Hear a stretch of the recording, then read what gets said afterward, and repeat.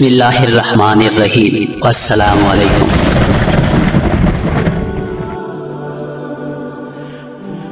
بخاری و مسلم میں بنی اسرائیل کے ایک قاتل کا واقعہ نقل کیا گیا ہے۔ حضور اکرم صلی اللہ علیہ وآلہ وسلم نے اللہ کی ہاں توبہ کی قبولیت سے متعلق صحابہ کرام کے سامنے بنی اسرائیل کے قاتل کا نہایت خوبصورت اور ایمان افروز واقعہ بیان فرمایا کہ بنی اسرائیل میں ایک شخص چوری ڈکیتی اور قتل میں بہت مشہور تھا اور نہایت معمولی بات پر کسی کو بھی قتل کر دیتا تھا۔ ہوتے ہوتے اس کے ہاتھ سے 99 افراد کا قتل ہو چکا۔ اس کے بعد اس کے دل میں احساس پیدا ہوا کہ مجھے بھی اللہ کے ہاں جانا ہے۔ چنانچہ اس کی فکر بڑھتی جا رہی تھی اور لوگوں سے معلومات کرتے ہوئے سرگرداں پھرنے لگا کہ کیا میری توبہ قبول ہو سکتی ہے یا نہیں۔ کسی عالم شخص سے ملاقات کی فکر ہوئی کہ معلوم کیا جائے کہ کیا ایسی شخص کی توبہ قبول ہو سکتی ہے یا نہیں۔ لوگوں نے قابل شخص کے پاس جانے کا مشورہ دیا۔ اس شخص نے اس کے پاس جا کر معلوم کیا کہ کیا میری توبہ قبول ہو سکتی ہے اور کیا میری مغفرت ہو سکتی ہے جبکہ میں نے 99 انسانوں کی جان ماری ہے۔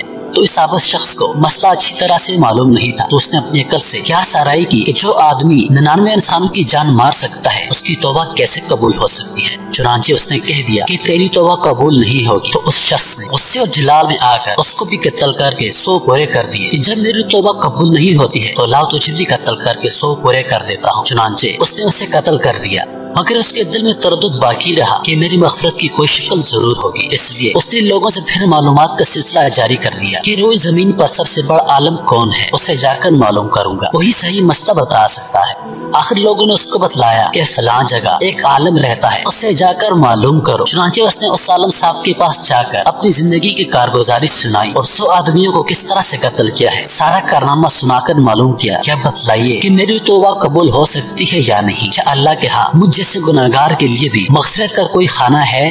چونکہ اس عالم صاحب کو علم تھا تو اس نے بتایا کہ تیرے گناہ معاف کرنے میں اللہ کے ہاں ایک رکاوٹ ہے۔ اللہ کی رحمت کا سمندر تو جیسے گناہگاروں کے گناہوں سے بہت بڑا اور بہت وسیع ہے۔ چنانچہ اس عالم صاحب نے مشورہ دیا کہ تم فلاں جگہ سفر کر کے جاؤ، وہاں کچھ اللہ کے بندے رہتے ہیں، ان کا مشغلہ صرف اللہ کی عبادت ہے، ان کے ساتھ مل کر اللہ کی عبادت کرو اور نادم ہو کر اپنے گناہوں کی معافی مانگو، انشاءاللہ تمہاری مغفرت ہو جائے گی۔ چنانچہ وہ گناہگار آدمی نیک لوگوں کی بستی کی طرف چل پڑا۔ جب اس شخص نے آدھا راستہ طے کر لیا تو ملک الموت آ گئے اور اس کی موت ہو گئی۔ اب اس کی روح کو لے جانے کا مسئلہ کھڑا ہو گیا۔ آسمانوں سے رحمت کے فرشتے بھی آئے اور عذاب کے فرشتے بھی۔ رحمت کے فرشتے کہنے لگے کہ اس کی روح لے جانے کا حق صرف ہم کو ہے، اس لیے یہ سچے دل سے تائب ہو کر عبادت کے لیے جا رہا ہے۔ اور عذاب کے فرشتے کہنے لگے کہ اس کی روح لے جانے کا حق صرف ہم کو ہے، کیونکہ اس شخص نے اپنی زندگی میں کبھی کوئی نیک کام نہیں کیا ہے، پوری زندگی گناہوں میں گزاری ہے۔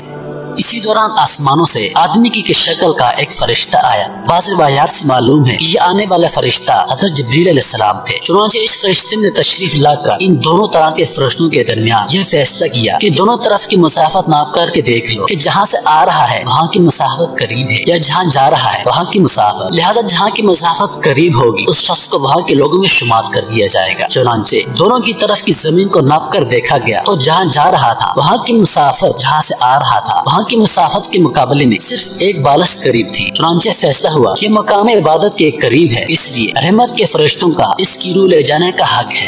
چنانچہ اللہ کی طرف سے اس کی مغفرت کا اعلان ہو گیا۔ ایک روایت میں آتا ہے کہ جب اس شخص کے پاس ملک الموت آئے تو وہ شخص سینے کے بل سے زمین کی طرف گھسیٹا گیا۔ حدیث قدسی میں آتا ہے اللہ تعالیٰ فرماتے ہیں کہ میں اپنے بندے کے ساتھ اس کے گمان کے مطابق ہوتا ہوں اور وہ مجھے جہاں بھی یاد کرے میں اس کے ساتھ ہوں۔ بے شک اللہ تعالیٰ اپنے بندے کی توبہ سے بہت خوش ہوتا ہے۔ اللہ تعالیٰ فرماتے ہیں کہ جو شخص ایک بالشت میری طرف آتا ہے میں ایک ہاتھ اس کی طرف ہو جاتا ہوں، اور جو شخص میری طرف ایک ہاتھ آتا ہے میں 2 ہاتھ اس کی طرف جاتا ہوں، اور جو شخص میری طرف چل کے آتا ہے میں اس کی طرف دوڑ کے جاتا ہوں۔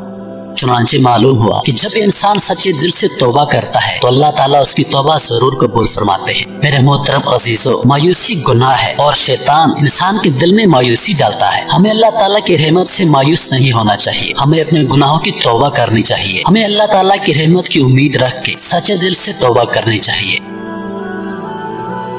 پیارے دوستو، امید کرتا ہوں کہ آپ کو یہ ہماری ویڈیو پسند آئی ہوگی۔ مزید ویڈیوز دیکھنے کے لیے ہمارے چینل کو سبسکرائب کریں اور چینل پر موجود بیل کے بٹن کو دبائیں تاکہ نوٹیفیکیشنز کے ذریعے ہماری ویڈیو سب سے پہلے آپ کو پہنچے۔ اپنی دعاؤں میں یاد رکھیے گا۔ اللہ پاک آپ سب کا حافظ و نگہبان۔ والسلام۔